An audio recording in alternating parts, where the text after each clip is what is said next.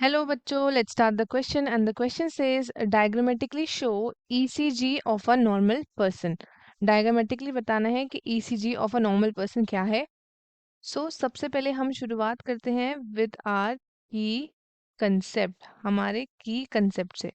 So जो key concept है इस question का वो क्या है? It is ECG and ECG stands for electrocardiogram.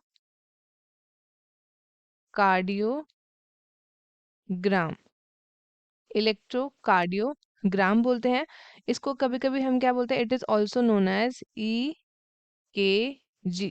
इसको EKG भी बोलते हैं और इसको ECG भी बोलते हैं. अब ये क्या होते हैं? इनके बारे में बात करते हैं. ये आपका डिफाइन होता है एज अ ग्राफिक रिकॉर्ड.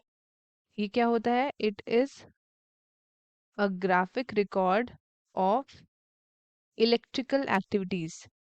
ये इलेक्ट्रिकल एक्टिविटीज का क्या है? ग्राफिक रिकॉर्ड्स है ऑफ हार्ट. इसको ही हम बोलते हैं इलेक्ट्रोकार्डियोग्राम, ECG और EKG. ये वेरिएशंस आपके कैसे आते हैं? ये जो वेरिएशंस है आर कॉज्ड ड्यू टू, किसकी वजह से आते हैं? वो आते हैं क्योंकि डेवलपमेंट होता है of electrical negativity of excited muscles. Development of electrical negativity of excited muscles. अब एक इंस्ट्रूमेंट यूज होता है जिससे हम ऑब्जर्व करते हैं द वर्किंग ऑफ हार्ट. उसको हम क्या बोलते हैं? उस इंस्ट्रूमेंट को it is known as electrocardiograph. जो इलेक्ट्रोकार्डियोग्राफ है इट वाज डिस्कवर्ड बाय, इसको डिस्कवर्ड किया था इंथोवेन ने किया था इन 1903. एंड इनको कॉमनली हम बोलते हैं as a father of electrocardiography. And while जो आपका ये ECG है दैट इज इलेक्ट्रोकार्डियोग्राम, ये आपका सबसे पहले रिकॉर्ड किसने किया था? It was recorded by Waller ने किया था. और जो मोस्ट आपका मॉडर्न क्लिनिकल इलेक्ट्रोग्राफ यूज्ड होता है that is known as pen recorder. उसको हम बोलते हैं पेन रिकॉर्डर. वो आपका कनेक्टेड हो सकता है एक ओसिलोस्कोप से जो डिस्प्ले करता है उसको टीवी टाइप स्क्रीन में. अगर हम ECG लेते हैं जब एक पेशेंट आपका लाई डाउन करता है, लेट जाता है, तो उसको हम क्या बोलते हैं?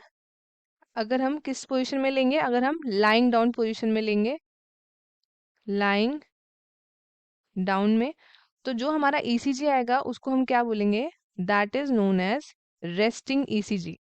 रेस्टिंग ECG हम उसको बोलेंगे. That is electrocardiogram. अब क्या होगा? जब वो आपका जो पेशेंट है वो क्या कर रहा है? वो आपका एक्सरसाइज कर रहा है, एक्सरसाइजिंग हो रही है, तो उस टाइम पे जो हमारा ECG आएगा that would be stress ECG. क्या आएगा? Stress ECG. तो एक स्टैंडर्ड ECG आपका फॉर्म करता है किससे? It is formed by the series of ridges आती है एंड फरोज आते हैं, गड्ढे और ऊंचाव. ठीक है, तो अब हम इसको डायग्राम से समझते हैं. सो सबसे पहला तो ये कुछ इस तरीके से है.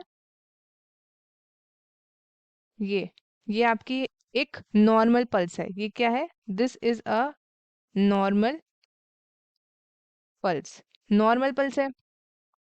ये हमारी क्या है? ये हमारी है P वेव, ये है हमारी RQS और ये है हमारी T वेव. तो ऐसी है. एज यू कैन सी ये आपका क्या है? ये आपका अप्रोक्स इतना जाता है. ये आपका ऐसे जाता है.